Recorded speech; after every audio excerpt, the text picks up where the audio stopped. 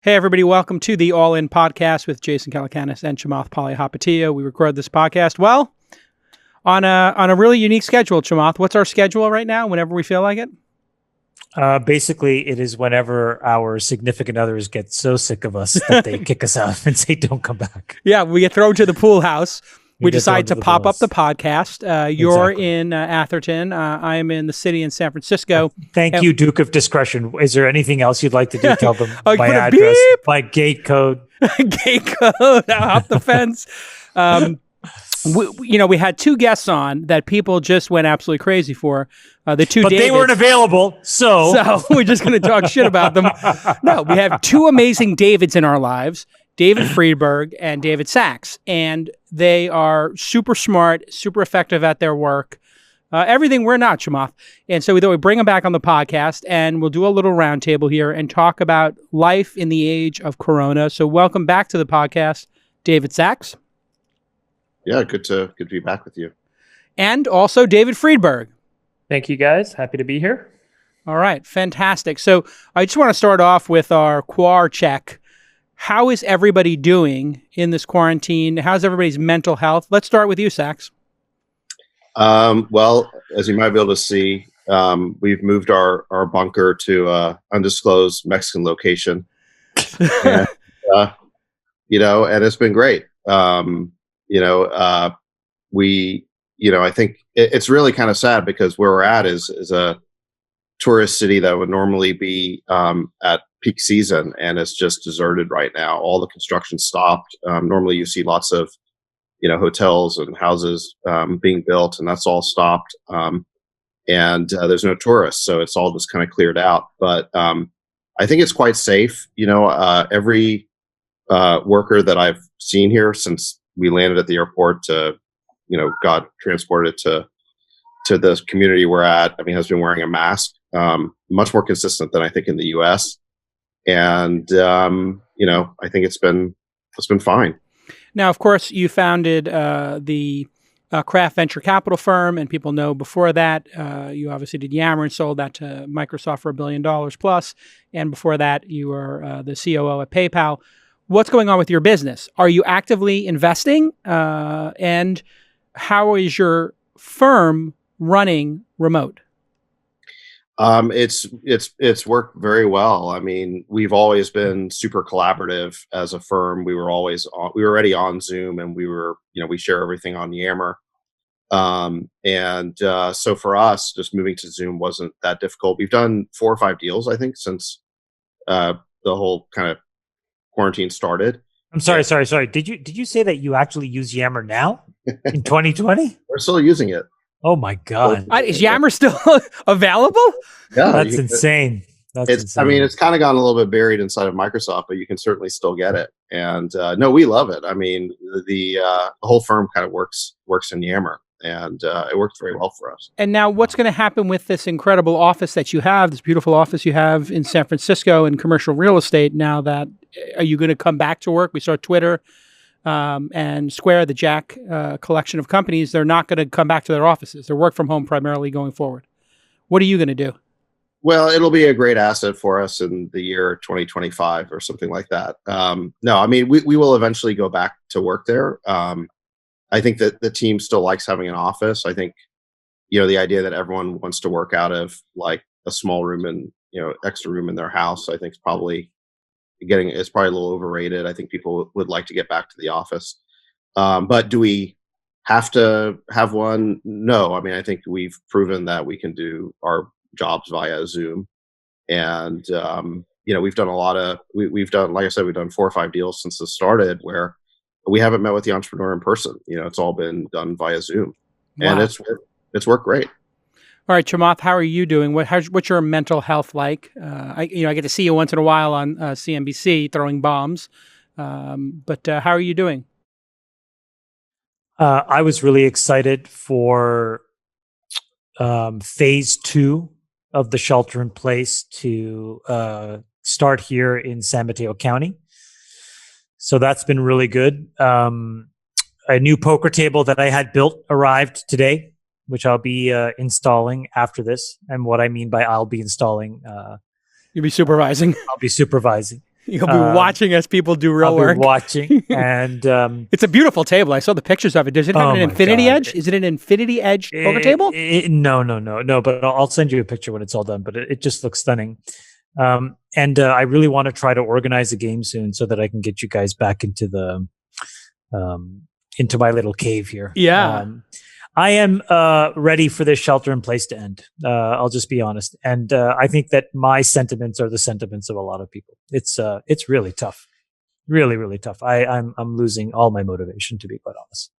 It is weird to not see people, and you're an extrovert. David, you're an introvert. And then David Friedberg also on the line. David, how are you handling all of this? I'm fine. I think one of the things that made a huge difference for me is the creating a rhythm in the day, because there isn't one when you kind of normally get up and you go to work and then you come home at the end of the day from work. That's a rhythm, and you kind of get adjusted to it. So not having that, a lot of people I've been hearing are struggling with that. I was certainly struggling with it, having sleep issues. And I sit on about a dozen boards, some of which are small companies, some of which have a couple hundred employees. And I've been hearing pretty consistently mental health issues across all the companies. And I think it's just been really grating on people. I think it, number one, kind of says we probably do need to be together and have social space. As David said, like being in the same office, people really miss that, and you get a lot of value from that. And so I've been getting up every day in the last couple of weeks and going off-site, going out of my house to go work. We're actually working on another place, and I have like a little office there, and I go kind of work there. And so that's made a huge impact, honestly, on my mental health, being able to do that every day. So just doing that's been helpful. Not everyone has that privilege, but I think it speaks a lot to why we're going to need to go back to offices when this is all done. And what do you think about what's happening with your businesses? Obviously, you're running a startup studio, I guess would be one way to describe it, where you create companies and then spin them out. What's been the business interruption, if any? We have a couple of hardware and lab companies. That's most of what we've done. And so those operations are paused. So that's been really frustrating. The teams have all found ways to adjust and work from home. So our companies are not predominantly software based. There's a lot of software, but it's not predominantly software. So it's been difficult on those scientists and engineers that work in a lab or in a physical environment that they have to go to do their work. The larger companies, we have a number of food businesses that happen to be in the food supply chain one way or another. Frankly, those businesses are doing fantastically well. And there's been just this incredible success in the era of COVID on kind of a focus on fundamentals like food, supply chain efficiency, availability of things that people need. And we were doing a lot in human health, and we've kind of benefited from that. So yeah, I think there's kind of a mix for us, but I think every business is bifurcated one way or another during this kind of moment of punctuated equilibrium. Yeah, I think one thing I'd like to sort of talk about is we've had you both on the podcast early on at the start of the pandemic. And I'm curious, Chamath, now that we're here, over 2 months in quarantine, sheltering in place, and a lot of information, a lot of cards have turned over here, right? We've seen the flop, I think, but we haven't seen the turn in the river, so to speak. What is your assessment of what we were talking about, a month or two ago, and what we thought about this, and what's become reality and what hasn't? What are you more optimistic about? What are you more pessimistic about? Chamath, let's start with you. I think that we will have this pandemic or this disease well in hand within 2 years. And so whether it's a combination of a therapeutic and a vaccine or just a therapeutic, I just think that we're going to kick its ass. And so that's made me more optimistic. I think that the thing that's made me more pessimistic, though, is the return to normalcy has been sort of cut on political lines. And it's been so massively politicized. I mean, when David talks about the fact that, you can go to a developing country like Mexico, and all of a sudden, everybody can get around the idea of masks. It's because that there's a level of common sense there that trumps politics. And in the United States, that just isn't the case. And so what you're seeing in this crazy way, I think, is sort of the center left and the left probably sticking very firmly to the ideology of sheltering in place and a lockdown, probably on the sort of hope that it gets Trump out of office. And on the other side, sort of the red states, I think, have basically said, hey, I would rather get sick from coronavirus and take my chances than the 100% chance of failure that I have in my professional life if you leave me at home for another week or month or what have you. So that's been a huge disappointment of how political this whole thing has gotten. And Sacks, you've been talking about like common sense procedures. Sort of same question to you. What you first thought, and you had been talking about, you thought an L-shaped recovery. So we'll get into also the economy here. But in terms of the disease, what did you think 2 months ago that you don't think now? And what do you think? Yeah. Well, in preparation for this, I kind of went through my Twitter feed to see what I was saying the last time I was on the pod and how well it was holding up. And 2 months ago today, I tweeted that the pandemic, that underreaction caused the pandemic and overreaction will cause the depression. And I think that's kind of where we are right now. We still have this pandemic with us, but now we're also potentially facing, I think, a potential depression because of the way we're overreacting. We're still in lockdowns in huge swaths of the country, and no one can quite understand why. I mean, the original reason for the lockdowns was to buy us time so that the hospitals wouldn't become overwhelmed like Italy.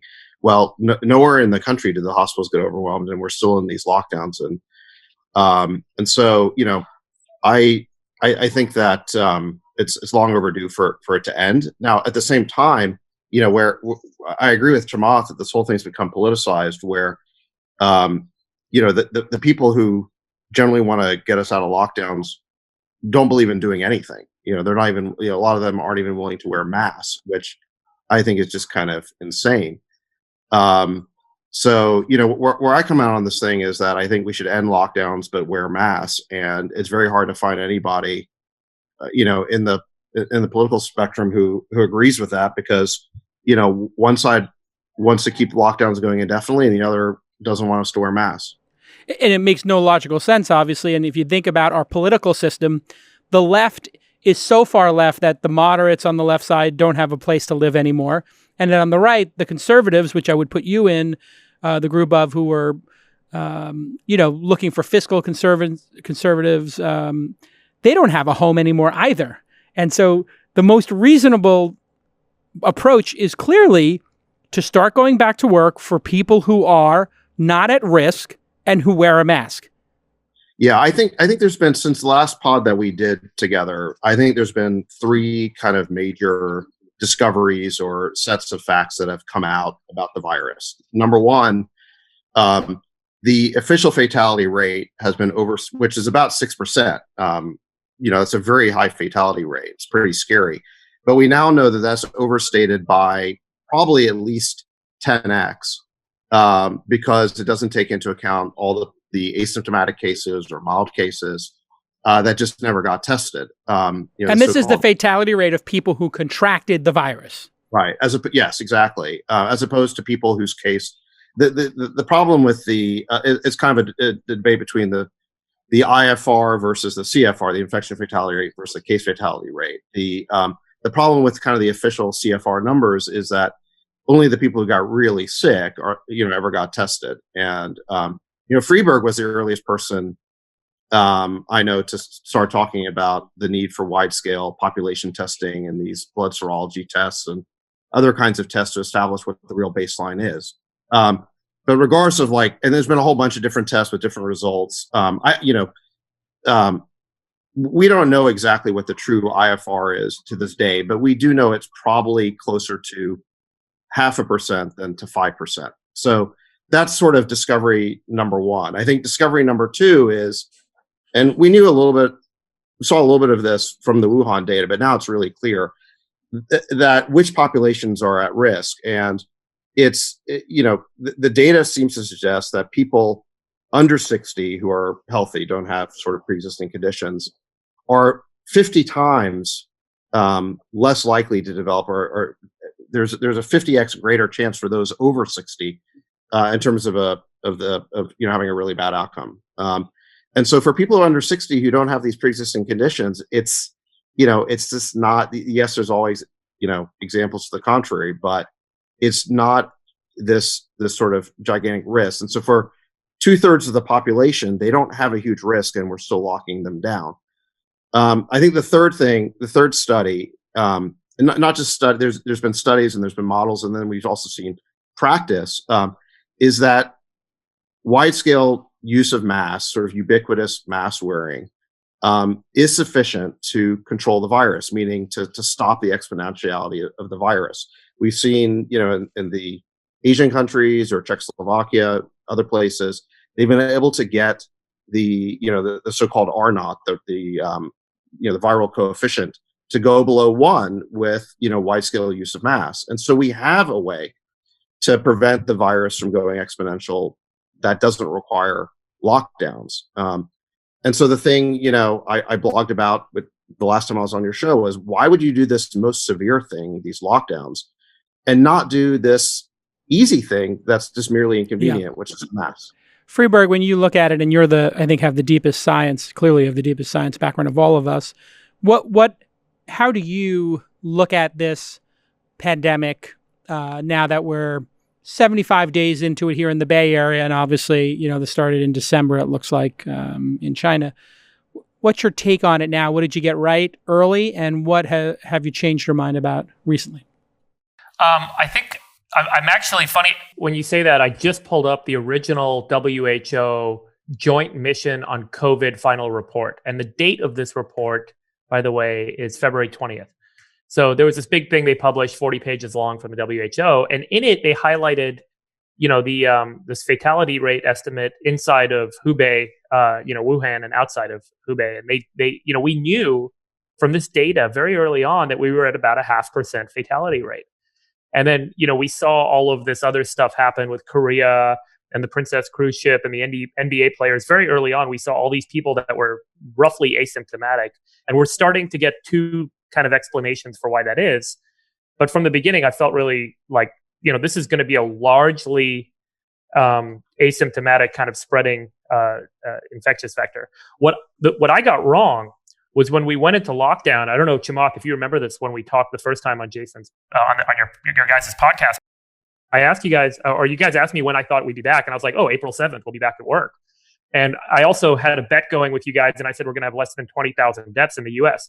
I so overestimated the effectiveness of the lockdown, and I think that was kind of one of the more kind of like striking things to me is the quote unquote lockdown. And I just sent a video to Nick. Nick, do you have it? Can you cue it up? So basically, this is what I think has happened in the United States. Like, pull this thing up. I was in Berkeley on Saturday, and I went to meet some buddies, and we played Frisbee golf on campus and had a beer, some college buddies of mine. And so I'm walking around in Berkeley, and there is frat party after frat party going on. No masks. Everyone's on top of each other. You can see the video right here. I took a video of one of the frat parties. I think that's beer pong. Yeah, they're all playing beer pong. There's like girls and drinking, and people are passing around bottles of vodka, and there's no mask. And this was the entire campus of Berkeley. And I think this is what's gone on like around the country. So the belief that you could just kind of like lock away the virus, I believe like, oh my God, it's so extreme. It's so draconian. We're going to shut down the world, and this thing is going to get stopped in 30 days, like happened in China. That is not what happened in the United States of America. Like, people want to be free. People want to party. People want to live their life. They want to go to work. They want to see their friends and family, and they're not used to being told no by the government. And so I think that's been, to me, the biggest surprise is just like how ineffective the quote unquote lockdown has been. And I think it really speaks to the need that David mentioned, which is this lockdown isn't binary. You can't just say lock everyone down or let them all out. You've got to nuance your way to a solution, which means like masks, which means watching out for nursing homes, which means temperature checking before letting people into buildings of over 100 people, like all the stuff that I think needs to be done for this to be kind of effective at, tracking and tracing. And we can't just assume that, a quote unquote lockdown is going to keep people inside and keep this thing from spreading, because the frat party, as you'll see, is the perfect representation of what's really going on out there. All right, circling back around to you, Chamath, what do you think of what the two Davids sort of outlined there in terms of the path forward and how we all handicapped what was going on? Well, I think the reality is that by hook or crook, we're going to basically exit this lockdown sooner than we think, because I think people just can't take it anymore. So there's no point in having a shelter-in-place order if everybody's running around playing beer pong. And so it's not doing anything. And so you might as well get the productive value of the economy going again by letting people go back to work. We and just finding some simple ways that people can look past the politics and just do the right thing. Wear a goddamn mask and shut the fuck up and go back to work. It's really like, I mean, when you think about it, it's like, why is this such a big deal? Get everything you want and just put a little bit of cloth over your face. I mean, a lot of the folks that push back on this, they're better off wearing the mask. Yeah. I mean, it is pretty striking when you watch the protests and you see a bunch of people who are, obviously older and obviously obese. Those are not the best looking knives in the drawer. Let's just put it that way. Definitely not. And little dull and rusty is what I would say. Well, and they're carrying guns and they've never served a day in the army. I mean, they're literally cosplaying Marines. I have nothing to say about that. All I'm saying is this whole mask thing is not such a big deal. Just if you can wear a mask and get back to being productive and get back to a job, I think you should be allowed to. All right. So we had a big debate: V-shaped, W-shaped, U-shaped, L-shaped recovery. I was in I'm aspirationally V-shaped, but I'm expecting a U. Sacks, you were the L, and I think Chamath, you were the W, the U or the L. We've had a V. How do you explain, Chamath, what is going on in the stock market? Because you said it was the end of days. You said this is going to be a disaster. Is it going to be a disaster? Is this the end of the days and we've got some false rebound and this V-shaped recovery is not sustainable? How do you explain this inexplainable V-shaped response? Yeah. There's two things to keep in mind. First of all, the economy is completely fucked. So don't look at Facebook, Apple, Amazon, Microsoft, Google, and a handful of internet SaaS companies and kid yourself. We have 30 million American men and women out of work. That is, every fifth person you see walking down the street does not have a job. What happens when lockdown ends? If the lockdown ends in June, as expected for most people, let me how many people rebound? Yeah. No. So look, here's the thing that we've had. We've had trillions of dollars of money printed into the system. And when you print that money into the system, which the Federal Reserve has done, it hits the asset markets and it has basically stabilized the bond market. And the incremental dollar sits in the hands of an individual who must put the money to work. Because when you look back on this is not, a random person managing their 401k. The overwhelming majority of the money sits in the hands of hedge funds or pension funds or sovereign wealth funds or mutual funds. They have a job to do. And so you have to think about what is their incremental decision. So even if the stock market made no sense on any valuation metric, the incremental dollar that they have, which they're paid to put to work, will get put to work. And so what you've actually seen is a dispersion. And what I mean by that is if you graph the S&P 500 index versus the unweighted S&P 500 index, which basically means the first one ranks companies by market cap and gives the biggest companies more weight. The other one ranks every company equally. There's been a massive split, a dispersion. And what it really shows is that companies that traffic in bits, so software businesses, have a bid, and companies that traffic in atoms have gotten completely decimated, and they are literally worthless. And so when you put all these things together, the real economy is in the toilet. There are tens of millions of men and women out of work. The earnings power of real companies that do physical things in the world are cheaper and lower than they've ever been. Meanwhile, the companies that have high velocity, high margin, software driven businesses have gone to the moon. So it's unfair to look at 30 or 40 businesses and paint that as a V-shaped recovery. It is a equity market that is buoyed by Fed dollars that is not mapping to the reality of what's happening on the ground. Okay, so Sacks, you're pretty plugged into the economy and you think about this a lot. What do you think the recovery looks like? Is this going to be 2, 3, 4, 5 quarter recession? Is it going to be depression era, like some people are apt to say? What keeps you up at night thinking about the economy, and what gives you hope? Well, it kind of depends if there are other shoes to drop. So I agree with Chamath that the state of the economy right now is terrible, and it's divorced from the financial markets because of all the money printing and interventions that the Fed and Treasury are have been doing. One way to think about it is, well, the stock market's denominated in U.S. dollars, and if they just printed a whole bunch more of them, those dollars are worth less, and so the price of those stocks are going to rise. But yeah, I think looking forward, it's probably going to be a 2 to 3 year process to get out of this, unless some other shoe drops, which could make it much worse. So you're betting on 2 to 3 years to get back to, let's call it, single digit unemployment. Well, let's see. We're at 15% right now, or something like that. So 35 million people, you get down to 10 million again, 20 million. Yeah, I mean, it's hard to say. It's going to take a long time to create all those jobs. A lot of these businesses are not just going to come racing right back. So yeah, I think it's probably like a 2 to 3 year process to get back to some sort of And by the way, the thing you have to remember is look, the unemployment numbers that we have had in the last probably 7 or 8 years, so during Obama and Trump, have been completely manipulated, because the number of people that are entirely leaving the workforce is quite high. And so, it's not just a numerator problem. We have a denominator problem too. There are fewer and fewer workers that, are willing to work, because some of them just give up. Right. Or it's just not worth it for the pay that's available is another stated reason. So the thing that we're going to have to figure out is how many of the people that are leaving the workforce may never come back. And that has a societal toll and weight that we all have to bear.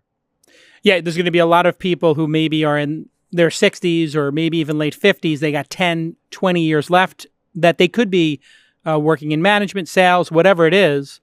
And they just say, you know what? It's not worth it. I'm going to go try to find a place to stay and maybe not rejoin the workforce.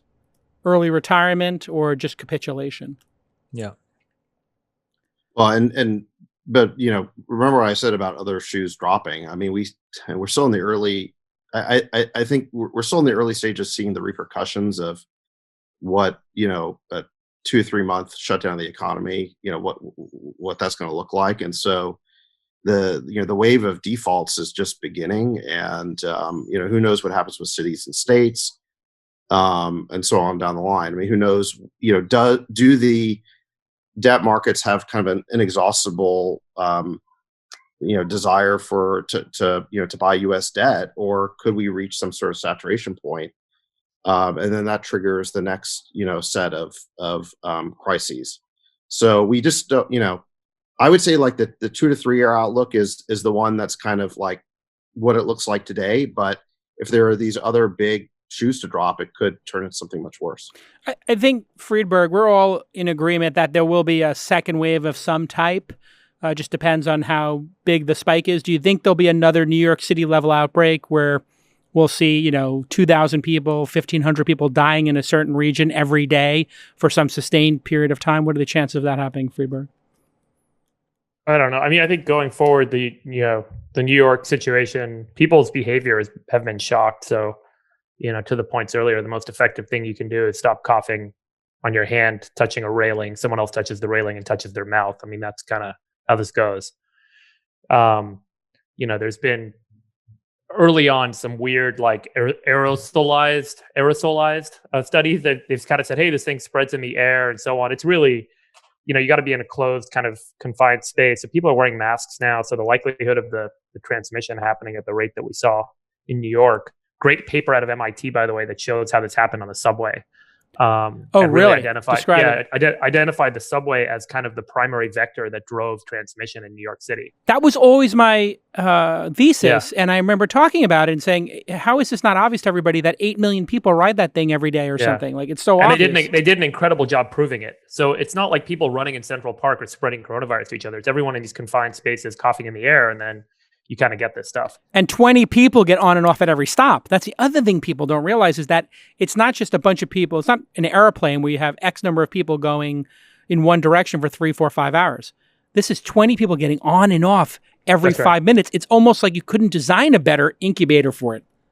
And I don't think a city in the United States approaches the density that you have in New York. So remember, these are not deterministic factors. There's like a spectrum of a probabilistic spectrum here. So you have a lot of people, they have a certain type of behavior, they're not wearing masks. You kind of add these up and you end up with this really high kind of vector that drives this rapid spread, as we saw in New York City.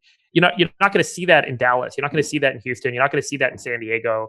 You're going to have more of the slow, steady burn as some risk is taken in the environment. Some risk is taken by frat parties and people not wearing masks and people touching their mouth. But it's not going to have the same sort of massive effect you saw in New York. So I wouldn't expect us to have a New York style second wave. I do expect there to continue to be this like slow burn going forward of new cases. And it's certainly going to be more obvious now that we're testing a lot more. And so, Chamath, at this point, we're basically putting a price on life and saying, hey, some amount of deaths is worth taking the risk. And as Americans, a unique group of people in the world in how we look at personal freedom, Americans are just making the choice, hey, listen, if you don't want to take the risk, stay home. But the rest of us, if we want to take the risk, we're going to go take the risk. That's what this has come down to in your mind, Chamath? Yeah, I think that it's very difficult for Americans to envision a world where, like, their personal freedoms are infringed upon. I mean, it's sort of like kind of one of the founding principles of the entire country. This is why I think that the tragedy of this thing is that the way to get everybody what they want is so simple. As David said, it's like, above 65, you stay home, you work remotely. Under 65, you temperature check and wear a mask. And, you're 95% of the way there, but it's become a left versus right decision to do it. The mask wearers are still in a lockdown and the non-mask wearers want to get back to work. And basically, like, it's just another kind of culture war between the left and the right. It's really just shocking to me. I mean, for what it's worth, if I was, I am a betting man, so I'll just tell you, my line now is that I think that Donald Trump is overwhelmingly likely to win as a function of people's frustration about the lockdowns. And I think that the Democrats' best hope of winning in November is ending these things sooner rather than later. It's amazing we're talking about a pandemic, a once-in-100-year pandemic, it looks like, and we're literally looking at our reaction to it through the lens of this president being reelected or not. Like, literally, that's the determining factor on the advice we're giving to people. We're telling people they can't go to the beach, but they can be on an airplane. They can't go to the Tesla factory, but they can ride the subway. I mean, on a communication basis, is there any worse way we could have communicated this to the populace? Well, the communication was bad, but I think the bigger problem, quite honestly, is that the Republican Democratic governors in the United States can't get on the same page. And at the same time, there's just a tendency to support Donald Trump or not support him in a very reflexive, instinctive way that isn't helpful right now. And there just doesn't seem to be enough political wherewithal and courage to just stand up and do the right thing, independent of what your political persuasion is. So, but I think on the margin now, I think you have different but very similar boundary conditions to 2016, where there are all these people that kind of like told you one thing and did another. There are all these people right now that probably are, preference falsifying as we speak. And, they'll show up into the voting booth and they'll be angry if they're not back in their jobs, especially if they've been laid off as a result of not being able to get back. And they would blame that on the Democrats, not the Republicans, and therefore Trump gets his next term. Well, because it's the Democratic states that are pushing the hardest to basically, like, you saw the craziness in Los Angeles, but like, Eric Garcetti was basically like, we'll enter the shelter in place in, December of 2022. And it's like, it's Los Angeles. I mean, it's not going to happen. Players got to play. I mean, like, this is unbelievable. Yeah. Well, I agree. The lockdowns, the unwillingness to end the lockdowns, gives Trump an issue for November, assuming this continues, that supersedes the incompetence of the COVID response, which is that, our lives and livelihoods are not owned by politicians to, meter out and give back to us in drips and drabs and as they see fit. That is the issue that the lockdown crowd is giving to Trump. And I do think it will, if it's still the issue in November, it will supersede the initial incompetence of the COVID response. And what did you think of this whole? What's the drug that Trump said he was taking, David Sacks? Hydroxychloroquine? Yeah. So, or Friedberg, maybe you take it. We talked about that early on, and I think you properly said, like, if you took it early, this could be, has potential. Taking it later, it's probably too late. I think you nailed that on the pod last time. Why has this become such a political issue? And what are your thoughts on that drug specifically and its potential efficacy? Look, I'm not a doctor, but from what I understand, is there's so just so you know, there's like side effects to this drug for a small percentage of the population, and this drug can actually inhibit energy production in certain cells, which can cause organs to dysfunction, and it particularly shows up in the heart.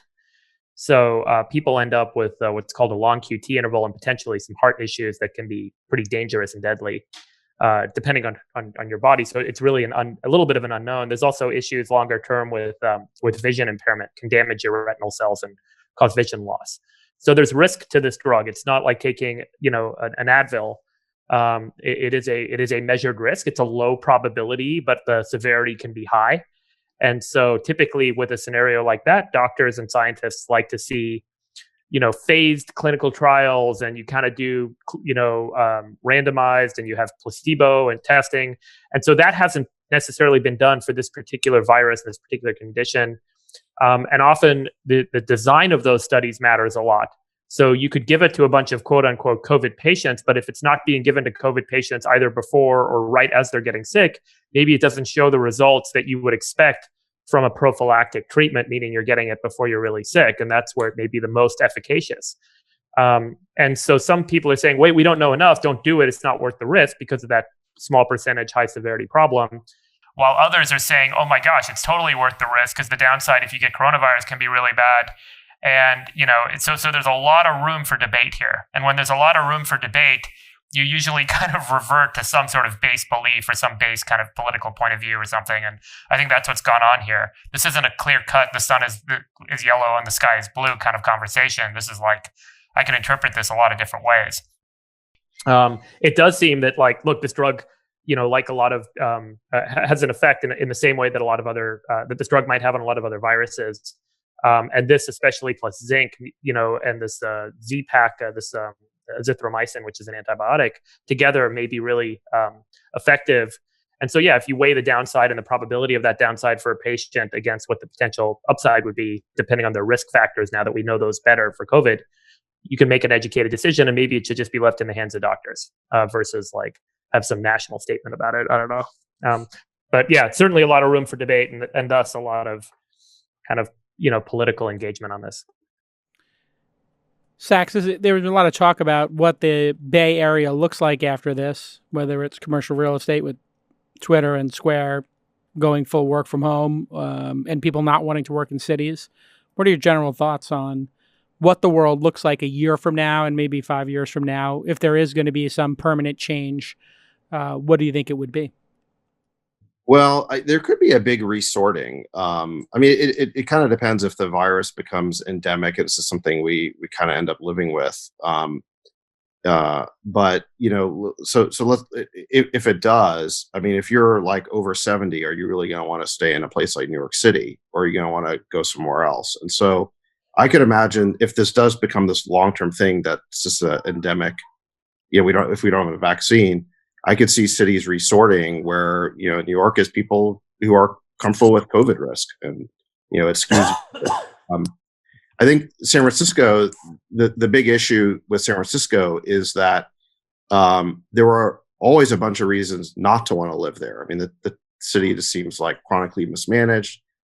There's a huge feces, lots of poop.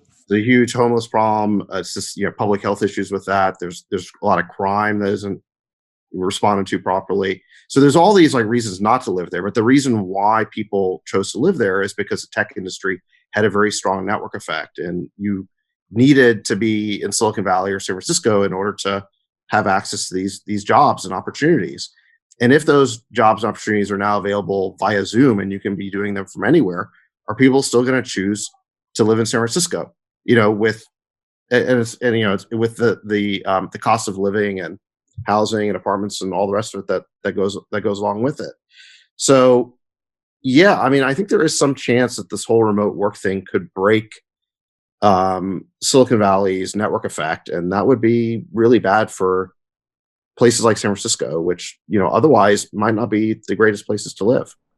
Yeah, my thesis on this in terms of getting out of the recession, I think remote work could lead to a level of efficiency and profitability in the companies that we have never seen before. If you think just about every manager now knows how to manage remote workers, right? You learn that in like 3-4 weeks. You figure out how to manage people remote.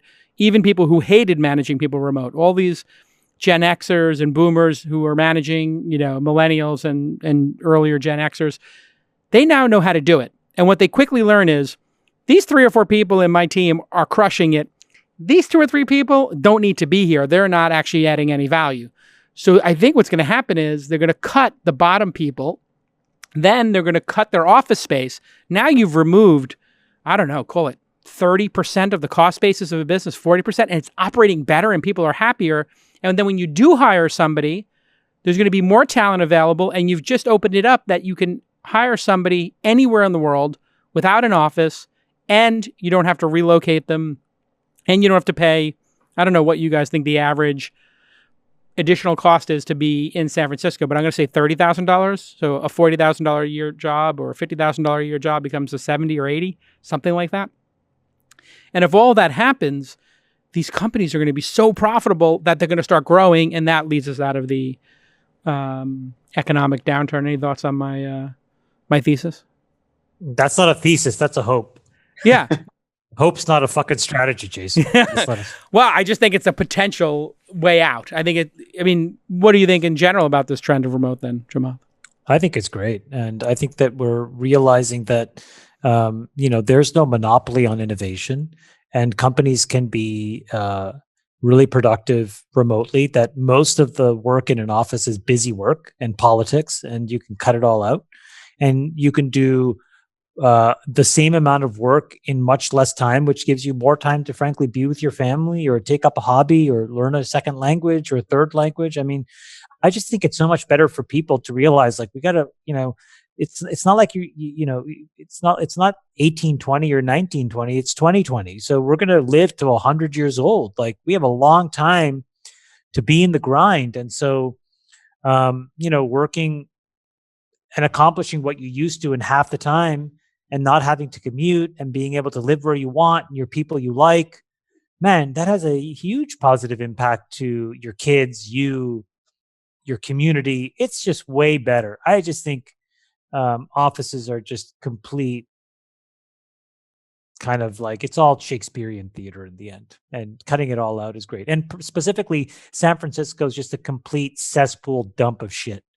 And so, being able to just get out of that city is just... All right, everybody, welcome to the All. You're listening to the All In podcast. I read some stats yesterday that were just so unbelievably shocking. Like the number of break-ins, the number of... number one in the country. They're number one in the country. The amount of disease that, like, communicable disease, like typhoid. And I'm like, typhoid? I was born in a country and scratched and clawed to emigrate as a refugee to leave a country that had typhoid as a disease. Welcome home, Chamath. Just to end up back in San Francisco. Did you bring it? That's you brought joke. it with you? That's an absolute joke. So, I mean, the idea that I'd never have to go to San Francisco ever again is, oh my God, it brings joy to me. It's an unmitigated disaster. And I think this will be part of the boom bust cycle that, David, you were part of when you were here at Stanford, getting an office in San Francisco or having an apartment. It was cheaper, I think, in the city than it was down in Palo Alto, was it not? Well, back when we moved Yammer to San Francisco, which was 2009, I think we were able to get space for $20 a foot per year. Crazy. Wow. It was that's what I paid 2007, 2008. I read a crazy article. It was about the Kushners and this building that they own that Brookfield Asset Management was going to buy, and And it said that they bought this building, and so the Kushners moved to like Park Avenue, the General Motors building overlooking Central Park or something, right? It's a beautiful building. And it actually quoted in there the price that they were paying. And it was incredible because it was like $100 a square foot per year. And I realized, oh my God, they're paying less for Central Park views in New York than I'm paying for a warehouse in Palo Alto. What the fuck is going on? This makes no sense whatsoever. Yeah, that'd be supply and demand right there. And I thought to myself, like, this is crazy. Like, California is so expensive, the taxes are so high. I think people are going to leave in droves, honestly. What do we think of Elon selling all his homes and then actually saying he's going to leave and move Tesla out? I mean, I don't think it's a practical reality to move Tesla out of California. I think that the incremental facilities can be built wherever he wants them to be built based on where he gets the tax incentives. Well, but I think the Tesla Fremont was a really good example of this sort of like culture war that's going on, this political battle over lockdowns. And, you had kind of a mid-level health department bureaucrat in Fremont padlocking their factory and saying they couldn't go back to work. Whereas if he was in Texas, he could. And then, around the same time, you had this whole like Shelley Luther thing in Texas where she was a small business owner, owns like a haircut place. And she was basically going to be put in jail for a week for giving somebody a haircut. And there was like a, dust up over that. I think that like, the country is certainly ready to get back to work. And if this is the political debate, in November, I'm not sure it will be because 6 months is a really long time from now, but, or was it 4 or 5 months? But if this is a political debate, this will be the way that Trump gets reelected. Mm. Yep. I think there's going to be some pretty significant benefits because of the reaction you guys are speaking to. It's not just about people moving, but it's a reaction to regulation. And, that could have some pretty profound effects that could benefit certain sectors and businesses and accelerate new outcomes. One of the things that, I have a strong belief in is like, I think in 20 years, we could kind of eradicate all infectious disease. The only thing holding that up is regulation because the science is known. The engineering is basically there. And it's simply a function of getting these things approved and getting across the finish line. Doing gene editing in humans for genetic mutations that cause harm to humans is a technique that we've known for 20 years. And there was a guy, a patient that died in 1999 from one of the first AAV treatments, the viral vector gene editing treatments. After that, there was this clampdown and suddenly everything stopped. And there was like no longer any progress in the space. And they're just now starting to come back. And there's a lot of, really interesting technology that has been kind of hindered. I mean, not being able to put Teslas out, I think, is the tip of the iceberg of what people are seeing regulation can do to businesses. And look, I'm by no stretch, a libertarian party card carrier, but I do think, and I see it in businesses that I'm involved in all the time, that this, incredibly onerous, like overreaching regulatory burden and bureaucrats really hinder great new things from happening in the world. And it's just become so friggin' apparent how inept the people are that are making the decisions that are doing this to us are during this crisis. And I think it could have a profound benefit on kind of deregulation and accelerating the adoption of new tools and new technologies that could really help us all. So I view the positive side of this. It's not just like everyone's going to leave California. Like there's inept bureaucrats and overregulation everywhere. Let's talk geopolitics for a moment. Chamath, you heard the president call it the Wuhan virus. Obviously, there's no doubt that it came from there. There is a debate. Was this something that was not created in a lab, but that was being studied in a lab and accidentally got out, and that's how the jump happened? And there's some tension there between China and the U.S. What do you think the global reaction is going to be and the fallout will be for China, if any? Japan is paying factories, I read, and helping subsidize them to move factories out of China so they can move that dependency. We obviously saw the dependency on PPE and drugs being made actually in Wuhan in that area, and how we don't have a supply chain that we can rely on for really mission critical stuff. How will we look at this Chinese relationship in the United States and globally post-pandemic? this is the beginning of the modern Cold War. And so it's America versus China, except that China is a much more worthy adversary for us than the USSR was at their peak.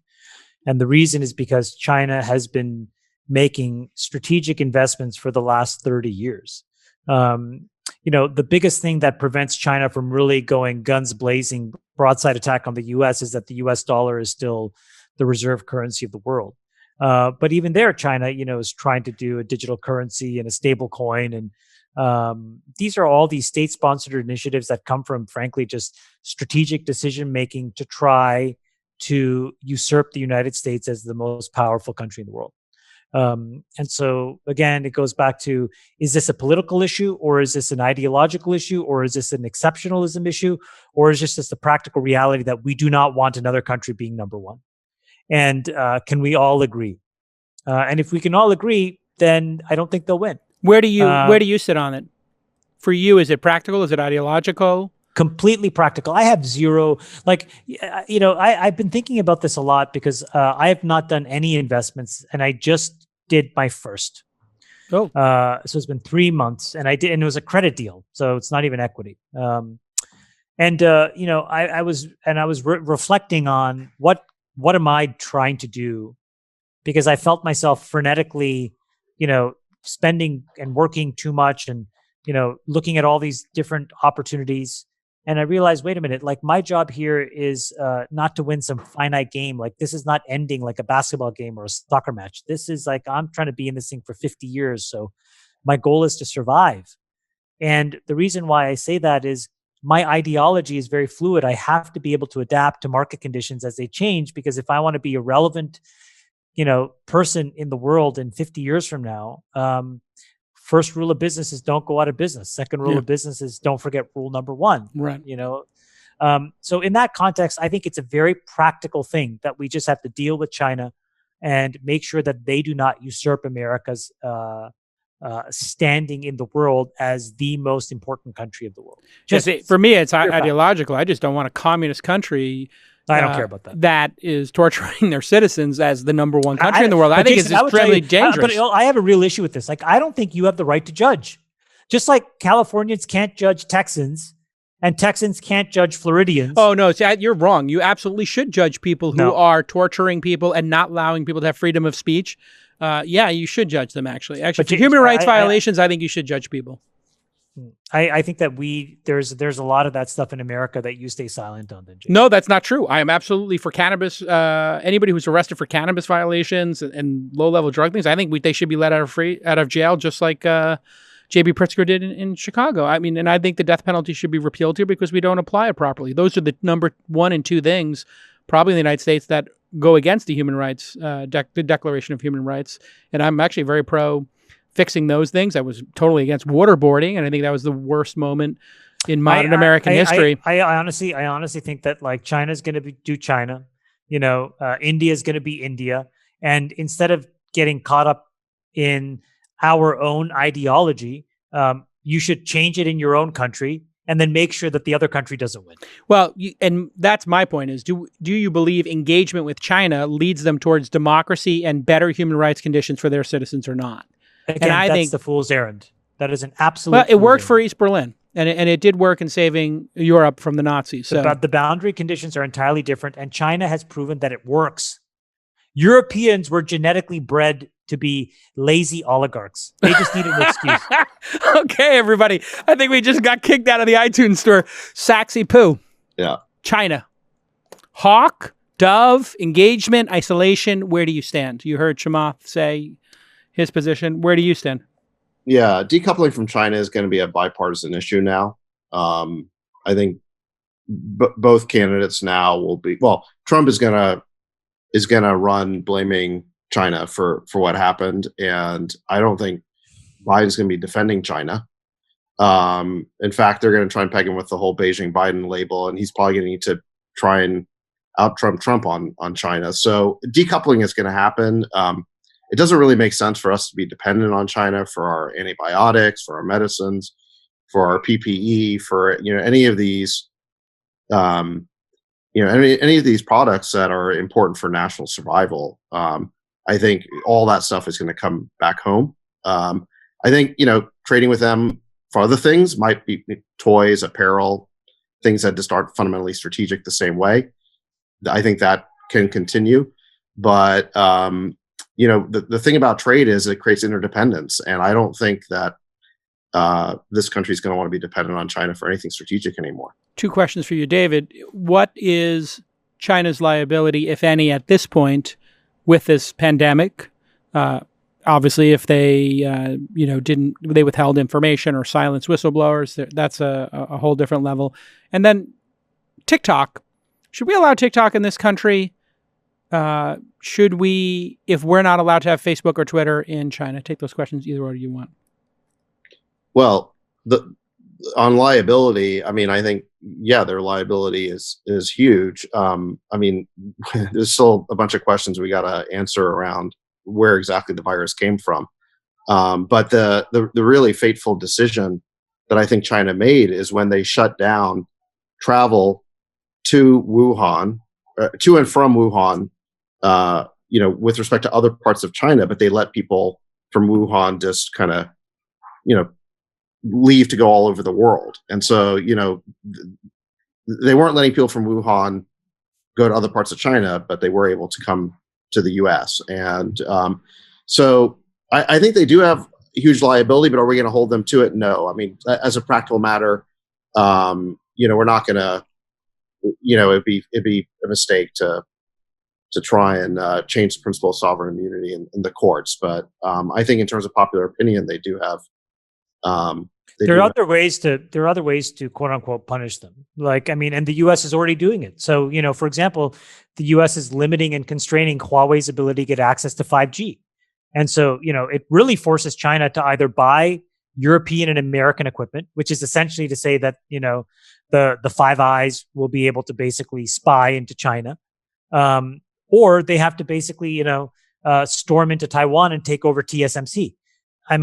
So there are all these other gambits and strategies that one can take without getting ideologically caught up in, Chinese human rights, because they're not going to change. Yeah. Look, all wealth comes from trade, whether it's at the level of individuals or nations, wealth comes from trade. And so it'd be silly for us to say that we're just never going to have trade with China.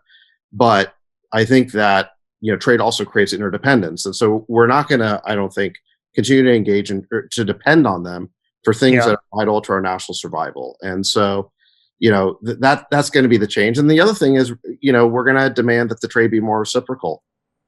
Take the TikTok example. Well, what's probably going to happen is that the TikTok will probably be caught up in some larger negotiation. And, is a quid pro quo? Well, Tesla gets to sell cars in China and TikTok gets to operate in the US, maybe. But I don't think TikTok sort of falls into the, necessary for national survival category. So it really falls into the reciprocity, principle. And the question, I guess, will be, are we getting enough in return to allow them to operate here? And I think that's the way that all of this commerce is going to start working. And that's the thing. At least we can confront our hypocrisy. So, Jason, I don't disagree with you about how, gross the human rights record is. I just think it's a joke that we all sort of cry foul, like it's the biggest thing in the world when we can't even clean up our own backyard. And then meanwhile, we continue to trade with them. That's just utterly. Yeah. So that's why I think we have to continue to work on cleaning our backyard while continuing to enable the freedom fighters. Up our own backyard. Meanwhile, win the game against China. And winning the game is not basically pushing for human rights reforms. It's making sure, as David said, we have a better trade balance and making sure that that the critical parts of the supply chain and infrastructure that America needs for national security isn't dependent on a third party who have completely different incentives than we do. Well, and then there's also soft things why is why are we taking American movies and changing the ends in order to have them sold in China? They're literally corrupting our art. And that incremental dollar that Hollywood's getting or whichever, person trading with China is getting, I think it's not worth giving up what makes America unique and a leader in the world. Friedberg, you have any thoughts on China? There's about 112 million people in China that work in factories. Factories in China are purpose-built. So they're built to make a thing, and then they got to get retooled if you want to make another thing. You take those two facts, it's very hard to kind of replace China as a source of production for a lot of what we consume in this country.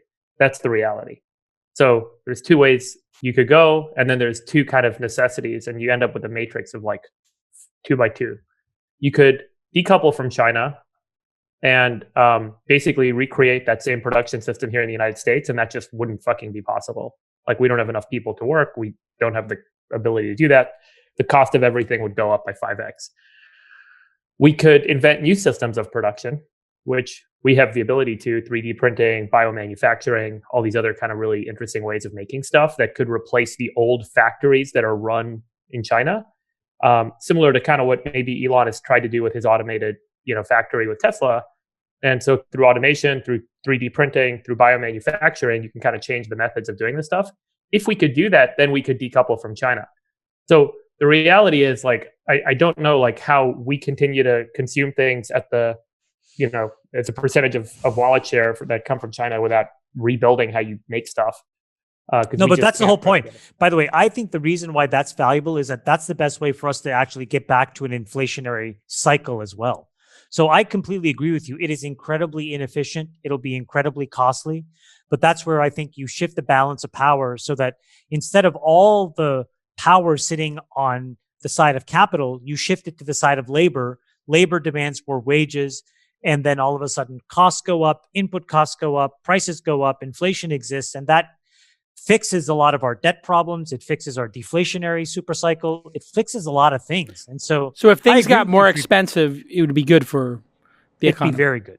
Yeah, even with maximal, that replace 112 million workers in China with some number of Americans, I'm not sure you could make all the stuff you need to make here.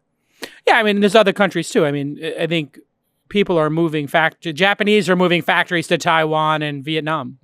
Yeah, but if we create new methods of production, which we're uniquely positioned to do, we can completely reinvent the wheel in a lot of industries and actually produce for the world. Yeah. Right now, China exports physical goods, the US exports virtual goods. And if we want to get into the business of making physical goods, we have to just do it 10x better. We have the ability to do that. We just got to get the fucking will. So if I were to take $3 trillion of federal money and, treasury bonds and hope that they don't turn into junk bonds, I would basically turn that money into reinventing the systems of, like, how do we make stuff using these new technologies that the US is uniquely positioned to capitalize on. And I love this Friedberg one US US worker could make the same thing that 100 Chinese workers make. There you go. I love it. And I think that's where we got to an hour into this. Friedberg, you win. You got the best. I think you got the hottest take in the whole group is, if we are going to bring back manufacturing, let's leapfrog it. We don't have to keep letting them make, socks or iPhones, but, let's make the next automated factories and the 3D printing factories here. And biomanufacturing. Anybody have anything they need to promote or plug at the end of the podcast? Anything they're working on that people should know about? No, but I love you guys. I fucking miss you. I want to kiss all of you on the mouth. Wow. Just exactly what I was thinking, Chamath. I was about to, so back at you. I've been locked down for 3 months. I'm lost my mind. I mean, this is May 12th for me. And I think we all got to go to Mexico and see Sacks for a margarita. Let's do it. I had some friends come down and we play golf, and no one wore masks within our little circle, and nobody got sick. And, and you're all been tested. We haven't been tested, but we don't have any symptoms. I got tested twice, negative both times, and it was a very weird thing because I'm Friedberg. Correct me if I'm wrong. I should be rooting that I had it and it didn't do anything to me, right?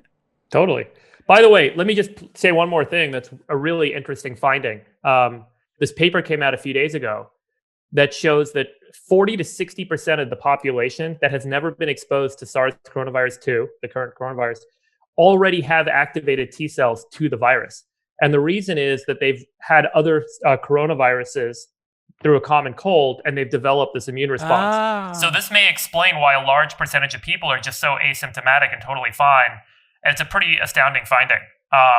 And so you could get checked for those other antibodies or these activated T cells and know if you're in a good position to kind of ward off the coronavirus. And that's another thing we should probably do. That's 60% of people that already have this. By the way, that won't stop the spreading. That person will still get infected and spread, but their immune response is such that they'll shut the thing down pretty quickly. So would you call this like some parallel or shadow herd immunity or individual immunity? It's individual immunity, and it's related to just cross-reactivity with other coronaviruses. And so we've already developed an immune response to other coronaviruses that gives us seemingly a pretty good response to this coronavirus for more than half, to half David, the population. On a percentage basis, how much do we know about this virus, just as we wrap up here? If you had to state a percentage of like, in 2 years, we're going to know 100% or 90% about the virus, whatever it is. What do we know now? We know everything about the virus itself. We are very, like with any virus, we know very little about how it affects a specific human based on their genotype, meaning based on your health and your genes. Here's what this virus is going to do to your body. And we're not going to know that in 2 years. And we're not going to know that. We don't know that for most viruses for humans today. The matching of genotype to genotype, of viral to... But if we understand X amount about the HIV virus or Ebola, what do we know now? Maybe Ebola would be the best one. Like we have pretty good knowledge of that after X number of years. What do we know now on a percentage basis of coronavirus? We had to guess. Again, we know everything about the virus itself, like 100%. Or about this pandemic. The human response to the virus and why it's causing all these weird symptoms with different people and so on. Yeah, I'd say we're probably, 40%, 30%. We've kind of mapped the outcome, but we haven't mapped the progress to the outcome in the human body. Fascinating. All right. Listen, great job, Chamath. Great job, David Sacks. Great job, David Friedberg. If you want to subscribe to the podcast, type in All In with Chamath. And love you, besties. I love you guys, besties. Yeah. All right. Shuffle up and deal. Can't wait to see that new table. Let's get back to work. Let's get back to work. Let's get back to wear your goddamn masks, people. Wear a mask. Wear a mask. Safe. Okay. Be safe.